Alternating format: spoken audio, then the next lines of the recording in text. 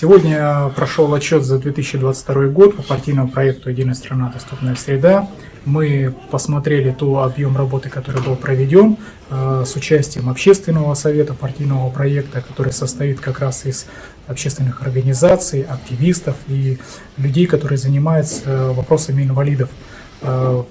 Показали ту работу, которую сделали, обсудили вопросы, которые нас сейчас волнуют, ну и обсудили вопросы, конечно, на 2023 год, те планы, которые мы будем осуществлять их.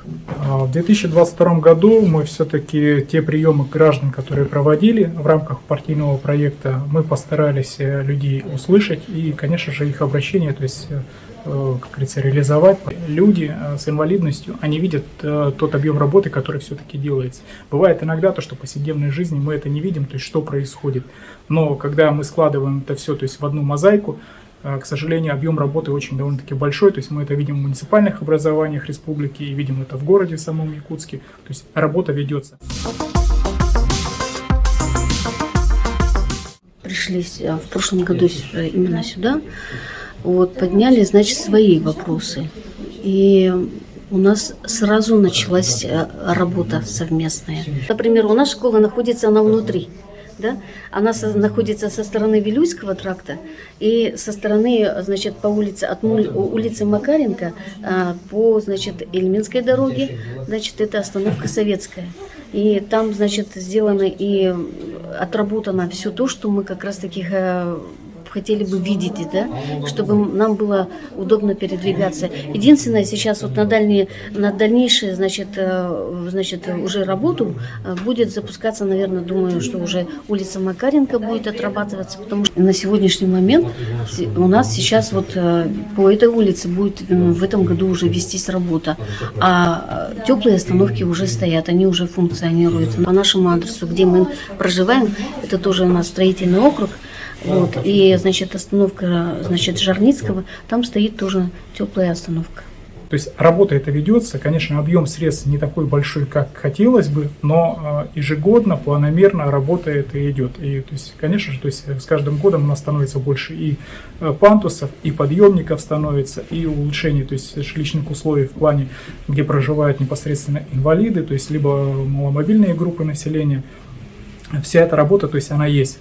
Просто, к сожалению, то есть очередь настолько, то есть большая, так как в республике, то есть больше 56 тысяч инвалидов. В муниципальных образованиях, особенно сегодня, который Нерюнгринский район, то есть сделал свой доклад, то есть тоже видно, то, что работа эта ведется.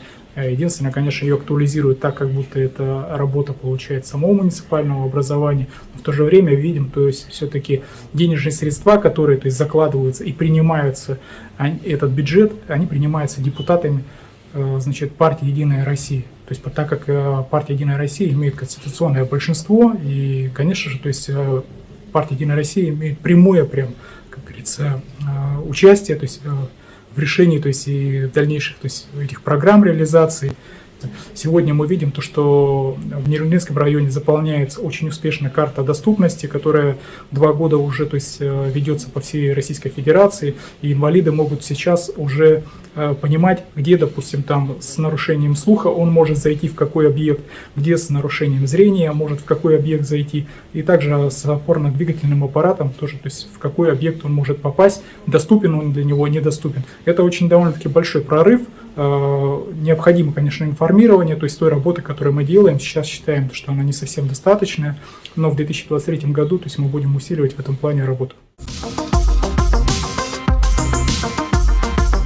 Единая Россия, она в принципе никогда, она не находится в стороне, она продвигает, она очень большую работу проделывает. Хотя, конечно, об этом мало говорится, об этом не слышно, не видно, но она в любом случае она ее делает. Если гражданин обращается, то есть она какие-то структуры, какие-то организации начинает подтягивать, то есть заставлять шевелиться кого-нибудь, еще человеческий фактор, чтобы люди понимали, что такие люди есть, и они тоже люди. И это не люди с ограниченными возможностями здоровья, это просто люди с повышенной потребностью. А чтобы все-таки мы рассматривали, еще раз говорю, не с точки ООЗ, а именно, что это повышенная потребность, и что это тоже люди. замечательные люди. И это будет учитываться, что это тоже надо, что нам нужны не только дороги, но нам нужны дороги с учетом людей с повышенными потребностями. Нам нужны не только многоквартирные дома, но нам нужны также к ним сразу и пандусы, и дверные проемы. Вот начнем с этого, и если каждый будет об этом думать, будет каждый это закладывать, будет это продвигать, общество само по себе меняется, просто автоматически это произойдет.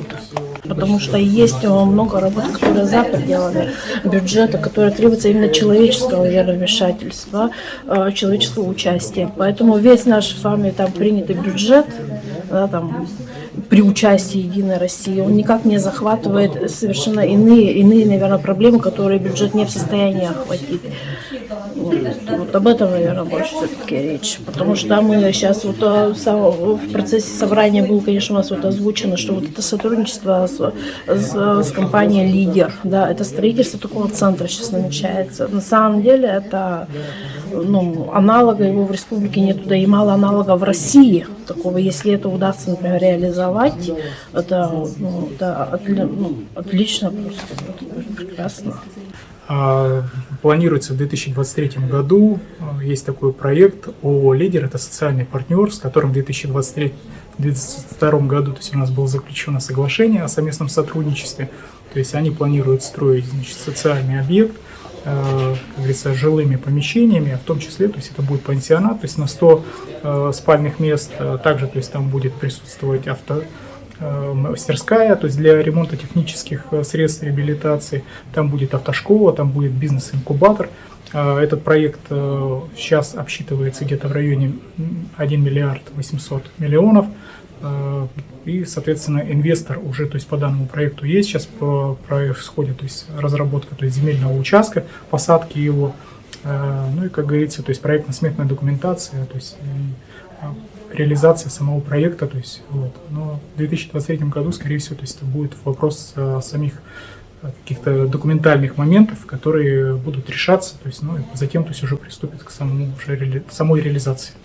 Основные планы на 2023 год, которые мы хотим, на чем упор сделать, это все-таки поддержка, значит, участников специальной военной операции, те, которые вернулись и получили какую-то травму, увечья, либо, соответственно, какие-то, то есть, психологические там отклонения, которые получились, то есть, во время, то есть, спецоперации.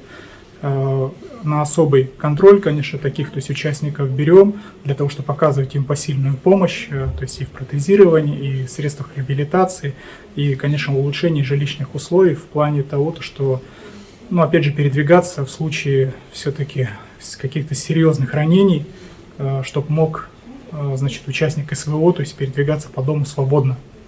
Вот. А вторая задача, то есть мы посвящаем ее детям и планируем в 2023 году реализовать это детские инклюзивные спортивные площадки, которые будут не только в городе Якутске, но и в муниципальных образованиях сделаны. Это очень довольно-таки большой прорыв, то что дети смогут наравне с другими физически здоровыми детьми общаться, находить общий язык и, как говорится, совместно проводить время. Ну а третья, конечно, то есть задача наша, год, объявленный главой Республики Саха-Якутия Александром Сергеевичем Николаем годом труда, мы посвящаем, конечно, трудоустройству людей с инвалидностью. Пандемийный год нам дал возможность, значит, научиться работать дистанционно, обучаться дистанционно. И имея такой же опыт, то есть мы будем прикладывать усилия, чтобы находить работодателей, которые готовы взять инвалидов к себе на работу, то есть по тем критериям, которые они к ним подходят. Ну, вот эти три задачи, то есть, которые мы будем на них делать упор и реализовывать. А так очень много задач, которые в конце года, я думаю, скорее всего, будем подводить итоги. Я хочу опять же поблагодарить Андрея Владимировича за ту работу, которую он проводит, пожелать ему дальше с таким же энтузиазмом относиться к своему делу, но тем не менее есть ряд таких замечаний небольших, которые я ему в принципе уже до этого высказывал. Сейчас обращу на это внимание. Это работа с улусами нашей республики более активно, потому что у нас коллеги подключались, но не во всех улусах мы видим вот ту активную работу, которую хотелось бы. Поэтому надо наладить это взаимодействие не только с промышленными регионами нашими, а еще и с сельскохозяйством, потому что проблемы, в принципе, у всех общие. Следующий момент. Вот вы проблемы озвучили, да, и поэтому вот хотелось бы пожелание, чтобы вы работали по ним более системно. Вы, чтобы понять, в чем суть этой проблемы, да, необходимо уже покопаться в нормативных правовых документах, вот как, допустим, занимается Министерство труда, вырабатывает рекомендации, и вот как раз, чтобы решение этой проблемы лежало в этой плоскости, потому что иначе мы будем как пожарные просто бежать и тушить пожар в каждом месте, а нужно какое-то предложение все-таки внести, как решить эту проблему, и я думаю, с коллегами вместе и с общественниками это можно решить. Ну а так, еще раз удачи, и чтобы у вас все получалось. У меня есть приятная миссия сегодня вручить благодарственные письма от депутата Государственной Думы. Как раз он вручается Андрею Владимировичу, координатору федерального проекта «Единая страна. Доступная среда» за активную и плодотворную деятельность по защите прав и интересов инвалидов в Республике Саха-Якутия, депутат Государственной Думы, наш координатор Терентьев.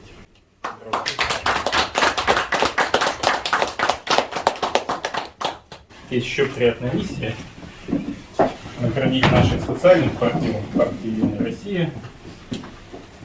Как раз таки Альбину Владимировну, которая отвечает за все вопросы, связанные с доступной средой, чтобы она всегда любила, уважала, ценила нашу партию и активно ей помогала.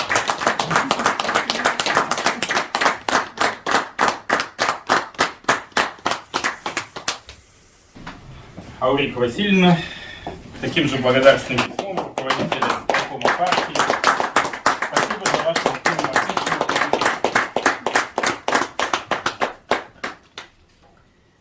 И у нас дистанционно Матвей Александрович, который подключен. Матвей Александрович, я не знаю, видите вы, не видите, вам вот тоже от партии благодарственное письмо. Поздравляем вас. Спасибо за вашу работу. Спасибо. Спасибо.